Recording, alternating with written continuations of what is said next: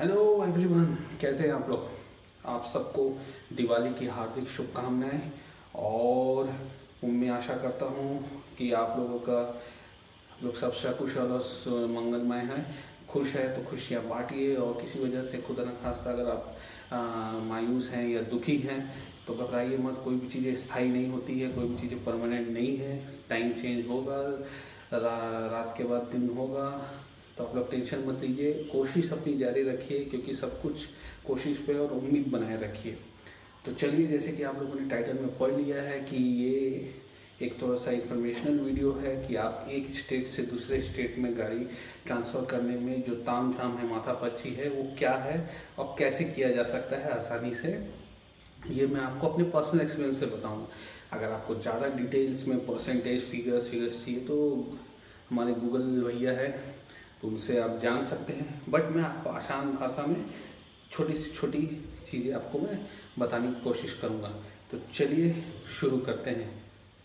सबसे पहले व्हीकल का कॉस्ट कैसे डिसाइड होता है, इसके बारे में जान लेते हैं। इस पे जो मैंने अपने पर्सनल एक्सपीरियंस से सीखा है वो बता, अगर कुछ मतभेद है या कुछ ऐड ऑन है तो प्लीज़ कमेंट सेक्शन में ऐड कीजिएगा, ज़रूरी है।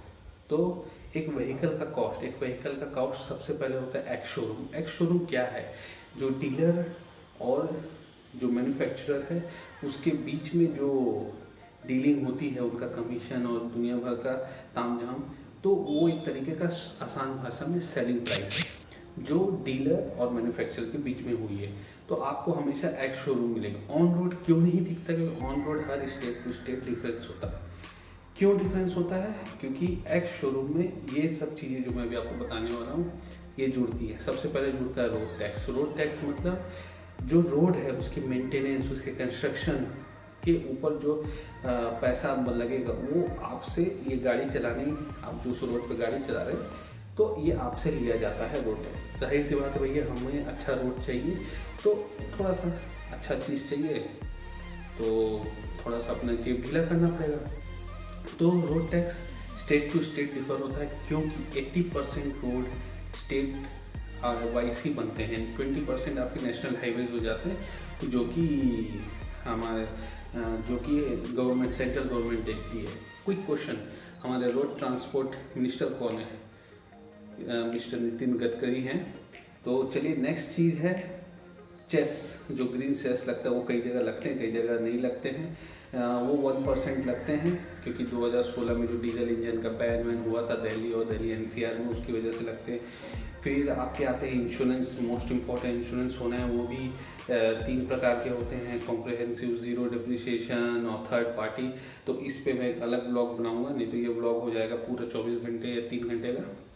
तो उसके बाद फिर आपका लगता है उसमें एएमसी, जो कि बहुत इंपॉर्टेंट है। अगर आपको है तो आप करवा लीजिए, क्योंकि गाड़ी का मेंटेनेंस भी जरूरी है। ऐसा नहीं ना कि दौड़ाए और यूज़ एंड थ्रो तो लेंगे नहीं। जब आप 1-1, 3-3 लाख, 4-4 लाख या 10 लाख है ना, वो आप इन्वेस्ट कर रहे हैं तो उसका मेंटेनेंस जरूरी है। एक एमसी, ये जब आप सेलिंग करते हैं तब भी काम आता है। एक होता है एक्सटेंडेड वारंटी, वो मस्ट है, मैं तो बोलूँगा मस्ट है, आप ले सकते हैं। इसमें क्या है, जो मैन्युफैक्चरिंग की डिफेक्ट होते हैं वो आपके कॉस्ट में ही इंक्लूड हो जाते हैं और वो मेंटेनेंस हो जाता है, आपको एक्स्ट्रा कुछ देने की ज़रूरत नहीं है। ये जब आप अपनी गाड़ी रीसेल करेंगे, चाहे वो कोई भी गाड़ी हो, bike, 2 wheeler, 3 wheeler, 4 wheeler, commercial या प्राइवेट, आप जब रीसेल करेंगे तो इससे आप ज़्यादा क्लेम कर सकते हैं, या मतलब ज़्यादा में सेल किया जा सकता है।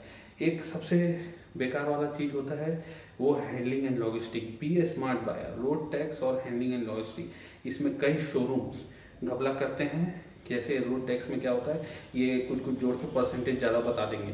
तो बिफोर बाइंग अ व्हीकल या कोई भी चीज़ आप लाइफ में लेना चाहते हैं तो रिसर्च करके ही जाइए, जिसमें आप ज़्यादा पैसा इन्वेस्ट कर रहे हैं। अब एक संतरा और नींबू लेने में आप नाप तोल मत कीजिए, ठीक है, या पिज़्ज़ा लेने में, ठीक है। तो जो भी शोरूम में जा रहे हैं, अगर आप 10 लाख का गाड़ी है तो एक रोड टैक्स कितना लगता है ये आप पहले से पता करके जाइए।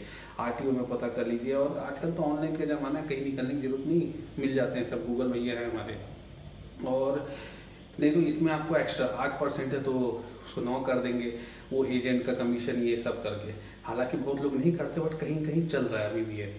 दूसरा जो हैंडलिंग एंड लॉजिस्टिक होता है, तो अगर ये लग रहा है तो आप इसे अपोज कर सकते हैं, क्योंकि हैंडलिंग एंड लॉजिस्टिक मतलब होता है आप जो कंपनी से जो उठा के जो गाड़ी शोरूम तक आया है, या और भी जो दुनिया के इधर उधर एक स्टॉक यार्ड तक या स्टॉक यार्ड से, तो वो कई शोरूम ओनर्स कस्टमर से लेना चाहते हैं, बट ये बिल्कुल भी इलीगल है, क्योंकि ये सब चार्जेस आपके डीलर और मैन्युफैक्चरर के बीच में एक्स शोरूम प्राइस में ही इंक्लूड है, तो आप इसको और एक्स्ट्रा चार्ज नहीं कर सकते। और इसके बाद एक और तीसरा चीज़ इसमें घपला करते हैं, वो है एक्सेसरीज। एक्सेसरीज भी है, गाड़ी के साथ बहुत सारी एक्सेसरीज लगी हुई आती है, जैसे कि फॉर एग्जांपल मैं जब बाइक ले रहा था हॉर्नेट अपनी CB हॉर्नेट, तो उसके जो लेग रेस्ट होते हैं उसमें रबड़ लगे होते हैं, वो रबड़ निकाल लिए गए थे। उस रबड़ को लगाने के लिए 150 रुपये एक्स्ट्रा लेते। मैंने बोले भैया ये आप किसी और को बताइएगा, ये लेग रेस्ट में लग के आते हैं, आप ब्रेक का बोल सकते हो, मैं समझ गया, लेग रेस्ट आप चाहिए तो दूसरे में से पूछिए। तब थोड़ा सी बहस और कुछ नीच होने के बाद लगा। तो बी ए स्मार्ट बायर, जब आप गाड़ी लेने जा रहे हैं रिसर्च कीजिए, आपके एरिया में जितने शोरूम से सबसे जाके मिलिए, अरे 10 में से एक तो ईमानदार होगा, हाँ, तो ऐसे करके जाइए। और उसके बाद होता है ऑन रोड प्राइस, तो ये ऊपर का जितना ताम झाम है ना, घपला मिला के, ईमानदारी मिला के और बेईमानी करके, ये सब का होता है ऑन रोड। तो ऑन रोड प्राइस जो है वो आप पे करते हैं, तो ये आपका अपना पैसा, चाहे आप EMI में लीजिए, लोन में लीजिए, या कैश पे कीजिए, कैसे भी कीजिए, ये आपके कमाए हुए पैसे। तो बी ए स्मार्ट बायर, अच्छे से लीजिए, रिसर्च करके जाइए, तब लीजिएगा कोई भी गाड़ी हो। चाहे आप एक साइकिल भी लेने जा रहे हैं, तो साइकिल में तो उतना तामझाम नहीं है, बट अगर एक सिंपल सा स्प्लेंडर प्लस पैशन को कम्यूटर बाइक सेगमेंट भी लेने जा रहे हैं, तो रिसर्च करके जाइए, ठीक है। अब आते हैं अपने जो टॉपिक की ओर बढ़ते हैं। नेक्स्ट है रोड टैक्स, मोस्ट इम्पॉर्टेंट। इसमें अभी आप घबराइए मत, थोड़ा लंबा हो जाएगा, बट आपको पहले ये सब चीज़ें समझना होगा, क्योंकि ट्रांसफ़र के टाइम ही ये सब चीज़ें काम आती हैं। पहला जो पोर्शन था वो बाइक का, मतलब आपका व्हीकल कॉस्ट। अब इसमें से एक जो है इम्पोर्टेंट, जो आपको ट्रांसफ़र के टाइम काम आएगा, रोड टैक्स। रोड टैक्स क्या है? रोड टैक्स जो होता है, एक टैक्स लगता है कि भैया हमने आपको ये सड़क बना के दी है, तो इसको मेंटेन भी करना है। कोई भी चीज़, जैसे मैंने अभी स्टार्टिंग में बोला, परमानेंट नहीं है, टूटेंगी फूटेंगी, डैमेज होगा, गड्ढे होगा, तो वो टैक्स लिया जाता है। हालांकि टैक्स लेने के बाद अभी कुछ हमारे देश के पार्ट है जहाँ पे ऑफ रोडिंग के मज़े मिल जाते हैं, क्योंकि भैया टैक्स का सही इस्तेमाल नहीं होता है। तो खैर, तो चलो ये दूसरी बात है, डिफरेंट है, आस्पेक्ट्स है, इसके बारे में बाद में डिस्कस करेंगे। तो जो रोड टैक्स होता है, सिंपल आसान भाषा में आपसे टैक्स लिया, आपसे पैसा लिया जाता है एक पर्टिकुलर रोड को बनाने के लिए। क्विक नॉलेज टिप, सबसे हाईएस्ट रोड टैक्स है कर्नाटका का, सबसे लोएस्ट, या आप सस्ता बोल सकते हैं, चीपेस्ट बोल सकते हैं। चीपेस्ट का कोई गलत मीनिंग मत निकालिए। सस्ता जो होता है वो है हिमाचल प्रदेश का। तो आप डिसाइड कीजिए आपको कहाँ से गाड़ी खरीदना है, बट ज़्यादा तामझाम नहीं, ठीक है। तो जो रोड टैक्स इसमें लगने के बाद आपके रोड टैक्स 3 से 20% के बीच में ही होते, इससे ज़्यादा नहीं होंगे। कर्नाटका में 18-19% ही ज़्यादा, 20% बहुत ज़्यादा रोड टैक्स होता है। और कहीं कहीं पे, जैसे अब छत्तीसगढ़ में 8 to 9% के रोड टैक्स। अब रोड टैक्स जो होता है वो डिपेंड करता है कि आप नया व्हीकल है, कितने अमाउंट का ले रहे हैं। एक 50,000 से है तो इतना, 10,000 मतलब 50,000 एंड अबव है तो इतना, और 1 लाख से अबव है तो इतना, तो उसके ऊपर आपका रोड टैक्स डिपेंड करता है। जब गाड़ी पुरानी हो जाती है, 5 साल या रीसेल कर रहे हैं, तो उस समय उसकी सीसी, इंजन कैपेसिटी के ऊपर डिपेंड करता है ये रोड टैक्स। तो देखिए, सिंपल आसान भाषा में, आप जहाँ से गाड़ी लिए, और जैसे मैंने छत्तीसगढ़ में गाड़ी लिया था और मुझे अब चेन्नई ट्रांसफ़र हो गया, तो मैंने वहाँ पे कैसे किया। सबसे पहले आप जो छत्तीसगढ़ जो ओरिजिनल स्टेट है जहाँ पे गाड़ी बनी है, मैन्युफैक्चर हुई है, जहाँ से खरीदी है, ठीक है, तो आप वहाँ के RTO से आपको एक NOC लेना होगा। उसके लिए आपको एक फॉर्म 28 भरना पड़ता है। फॉर्म 28 में आपको कुछ डिटेल्स होते हैं, सिंपल से डिटेल्स होते हैं, और कुछ डॉक्यूमेंट जमा करने। डिटेल्स में आपको जो सब, मैं बाकी तो आपके नाम गाँव आपको भरना ही है हर जगह, और अपने व्हीकल के चेसिस के डिटेल्स भरने हैं, है ना। चेसिस आपके जो ढांचा है ना, उसको बोलते हैं, तो उसके नंबर होते हैं, उसको पेंसिल से आप घिस देंगे पेपर से तो आ जाता है, वो एक हो गया। और उसके बाद उसमें जो मेन इंपॉर्टेंट होता है कि आप अपना जो व्हीकल है वो कहाँ ट्रांसफ़र कर रहे हैं। चेन्नई बोले, चेन्नई बहुत बड़ा है, उसके कई RTO है, तो जैसे मैं था शोलिंगनूर में, तो वहाँ के आरटीओ का मुझे कोड, मतलब जैसे कि अब मैं भिलाई में रहता हूँ, दुर्ग का कोड है 07 और रायपुर का कोड है 04, है ना। तो वैसे ही कोड होते हैं, जोनल वाइज कोड होते हैं, है ना।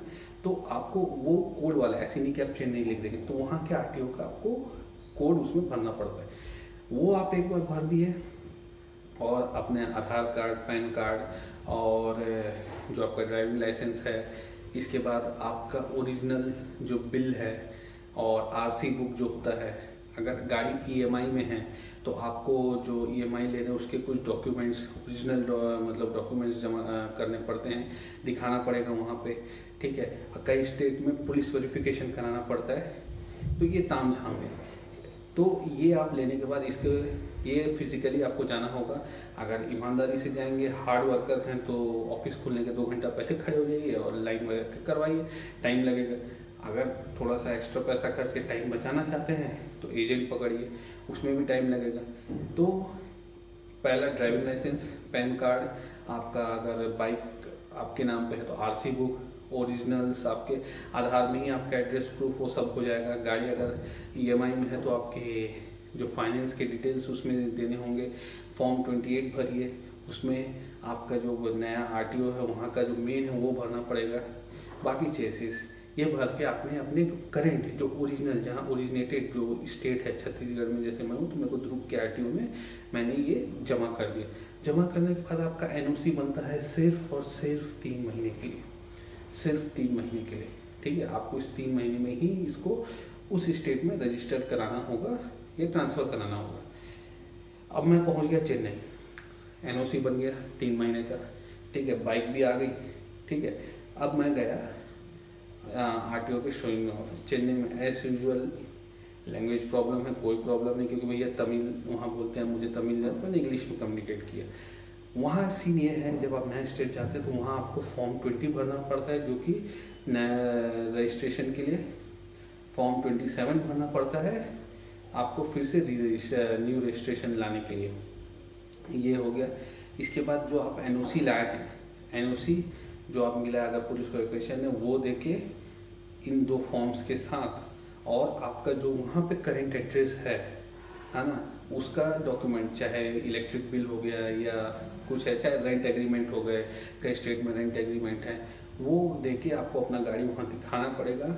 वो देखेंगे, चेसिस का एक और वो इम्प्रिंट लेंगे, और उसके बाद वहाँ का जो पुलिस वेरिफिकेशन होगा वो करके आपको टाइम एक स्लिप दे दिया जाएगा। वहाँ का रोड टैक्स आपको बता दिया जाएगा। रोड टैक्स एक्स शोरूम, मतलब आपके जो बाइक जितने में लिए है उसके ऊपर से उनका जो रोड टैक्स का परसेंटेज है उसके हिसाब से वो टैक्स लेके आपको स्लिप दे देंगे और आपको बता देंगे भैया इतना इतना फलाना दिन में आप आ जाइए, आपका नया रजिस्ट्रेशन मिल जाएगा। सुनने में कितना आसान लगा, बोलने में भी आसान लगा, मात्र 1 मिनट लगा। अब प्रॉब्लम कहाँ आया? प्रॉब्लम आती है रियलिटी चेक। प्रॉब्लम आती है जब आप जाते हैं, ये जो प्रोसीजर है ये बहुत बड़ा तामझाम है, इसको करने में ही 3 महीने बीत जाते हैं कई बार, ठीक है। एजेंट पकड़ेंगे तो एजेंट लोग हाथ नहीं लगाते हैं। जैसे चेन्नई में मैंने एक्सपीरियंस किया कि दूसरे स्टेट की बाइक का फिर से रजिस्ट्रेशन नहीं करते हैं, और प्लस आप जब रोड टैक्स भरते हैं तो रोड टैक्स वहाँ के परसेंट के हिसाब से जो आपने बाइक जितने में ली थी वो काफ़ी ज़्यादा आता है, उतने में तो आप वहीं सेकेंड हैंड बाइक ले लेंगे, ठीक है। सबसे ईजी ये वाला पंगा होता है। बट इसमें अगर आप रजिस्ट्रेशन नहीं कराते हैं तो आपका आता है पंगा इंश्योरेंस में। गाड़ी खुदा ना खास्ता एक्सीडेंट हुआ, बाई चांस कुछ हुआ, तो आपको इंश्योरेंस क्लेम करने में बहुत प्रॉब्लम आएगी, बहुत ही ज़्यादा। आप क्लेम भी नहीं करोगे क्योंकि आपका इंश्योरेंस जो हुआ था यहाँ पे, मतलब क्लेम हर चीज़ पॉसिबल है, बट वो उस वे में नहीं जाएगी और उस क्वालिटी में आपको नहीं मिलेगी, ठीक है ना। तो वो एक प्रॉब्लम हो जाता है। अब मैंने, ये तो बात हो गई, आपने ट्रांसफ़र करवा दिया, नहीं कराया तो ठीक है। मैंने क्या किया कि इतना तामझाम हो रहा है तो मैंने छोड़ दिया एनओसी। अगर आप चाहते हैं, अगर आप देख लेते कि भैया वो स्टेट में प्रॉब्लम नहीं हुई, मुझे कई बार पुलिस ने पकड़ा बट मैं बच जाता था। अब कैसे? क्योंकि अगर आप कोई स्टेट में 1 साल से कम रह रहे हैं या 1 साल तक रह रहे हैं तो आपको नंबर प्लेट या मतलब आपको रजिस्ट्रेशन, न्यू रजिस्ट्रेशन या नंबर बदलाने की कोई ज़रूरत नहीं है, कोई भी ज़रूरत नहीं है, ठीक है। 1 साल से ज़्यादा रह रहे हैं तो है, अगर मेरी बात मानिए तो वो भी ज़रूरत नहीं है। इन केस अगर कॉप पकड़ते हैं या अगर आपके पास पैसा है तो रोड टैक्स पे करके आप गाड़ी चला सकते हैं वहाँ पे। बट 1 साल से RTO बोलता है अगर 1 साल से आप ज़्यादा रह रहे हैं तो आपको करवाना चाहिए, ठीक है। पूरी ये सब ज़्यादा प्रॉब्लम महाराष्ट्र, बेंगलोर ये सब में होती है, क्योंकि रोड टैक्स थोड़े हायर लेवल में, कर्नाटका में तो काफ़ी हायर लेवल में, तो वहीं की गाड़ी होना है। वैसे अगर मैंने बहुत ट्रैवल किया है, आप बोल सकते हैं ये ऑल ओवर इंडिया रूल है कि 1 साल से कम रह रहे हैं तो आपको बदलवाने की ज़रूरत नहीं है, आप बोल के बच सकते। ज़्यादा से ज़्यादा अगर रोड टैक्स हुआ तो आप फिर बचना जानते हैं, 100-200 दे के बच जाइए, 500-1000 अगर नहीं है तो। मैंने तो 1000 रुपये भी दिया था। और ये करने के बाद आप अपना इंजॉय कर सकते हैं उस स्टेट में, अपनी व्हीकल की आनंद ले सकते हैं। अब आता है रियल प्रॉब्लम कि भैया आपने तो जोश जोश में बना दिया NOC बन भी गया, अब ये तामझाम हुआ, अब आपने NOC छोड़ दिया, आपने नहीं बनाया है, मतलब NOC का कुछ किया ही नहीं, बोले छोड़ जाओ। ये प्रॉब्लम आएगा जब आप वो गाड़ी को रीसेल करेंगे, जैसे कि मैंने किया, मेरा पर्सनल एक्सपीरियंस, मैंने उस गाड़ी को रीसेल किया तब ये ऑलरेडी हो गए थे 4 साल। मेरी तो जेब अभी इस कोना कान में पास पैसा नहीं तो भी वाट लग गई, मतलब वो बोलते हैं ना, सर मुँहते ओले गिरे, गरीबी में आटा गीला, सारा मुहावरा मेरे ऊपर ही लगता है। क्यों? मैंने जब ये NOC बनाया उसके बाद जब ये तामझाम हुआ तो मैंने बोला छोड़ो हटाओ जाने दो, अच्छा दिन तो कट रहा है। मैंने ये चालाकी वाले हैक्स यूज़ किए और बचते रहा, 2.5 साल में चलाया। उसके बाद मैंने इसे यहाँ भेज दिया, तो घर वालों ने बोला बेच दे, तो मैंने बोला ठीक है बेच दिया जाए। लेने वाले ने भी ले लिया, बट डॉक्यूमेंट ट्रांसफ़र नहीं हुए थे, क्योंकि बोले कि आने के बाद देखेंगे, मैं जब आऊँगा तो वहाँ पर। तो गाड़ी बेच दी उसने, अमाउंट भी इंस्टॉलमेंट में दे दी है, पूरा हो गया। अब जब रिसेंटली जब गाड़ी का डॉक्यूमेंट्स ट्रांसफ़र करने की बारी आई तो जो जिनके थ्रू हम लोग करवा रहे थे वो RTO में गए तो पर मंथ के हिसाब से 300 रुपये पेनल्टी लगा, और ये हो गए थे पूरे 4 साल। सोच लीजिए 300 रुपये पर मंथ और 4 साल, 16,000 रुपये मेरे गए, प्लस एजेंट ने अपना कमीशन उसमें जोड़ा, तो 16,000 रुपये का पेनल्टी मैंने दिया। तो अगर आप लोगों से गुजारिश है NOC मत बनवाइए अगर नहीं है। अगर आप वहाँ परमानेंट बसने जा रहे हैं, जैसे कि अब मैं छत्तीसगढ़ का, मैंने महाराष्ट्र में गाड़ी ली, अब अगर है तो मुझे महाराष्ट्र से लेकर आप परमानेंट यहाँ रख सकते हैं। मगर अगर आप सिर्फ वर्क के लिए जा रहे हैं तो एक लिमिटेड टाइम के लिए, या सिचुएशन डिफर होता है तो मेरे कहने से NOC मत में। प्रॉब्लम इसमें भी आते हैं, अगर आप ट्रांसफ़र नहीं किया, आप गाड़ी रीसेल नहीं कर सकते। अगर आपने रीसेल कर दिया, आपके डॉक्यूमेंट ट्रांसफ़र नहीं होंगे, कल खुदा न खास्ता कल उसने एक्सीडेंट किया या जिसको अपने इशू हो जाएगा, तो ऐसा रीसेल मत कीजिए, ठीक है। तो जो NOC है hard and fast rule summarize करते हैं, आप NOC अगर बनाते हैं तो गाड़ी ट्रांसफ़र कर लीजिए, अगर नहीं कर पा रहे इमीडिएट NOC कैंसिल करा दीजिए। इंजॉय कीजिए, थोड़े से कभी कभार ही पकड़ में आएंगे। और जो हैक मैंने बताया, आप अपने हाईवे के पेट्रोल पंप से भराइए, 1 साल के अंदर NOC नहीं लगता है, या गाड़ी ट्रांसफ़र कराने की ज़रूरत नहीं है। तो चलिए आज के लिए इतना ही, और मिलते हैं नेक्स्ट वीडियो में। तब तक के लिए good bye, take care, celebrate Diwali very responsibly, ठीक है। सोशल डिस्टेंसिंग अच्छा कीजिए, क्योंकि अभी सिर्फ थोड़े से रेट डाउन हुए हैं बट कोरोना गया नहीं है। तो एंजॉय कीजिए, and always remember, mark my words, pain is real, fear is the choice. Stay tuned for the next vlog. Thank you. Nice day.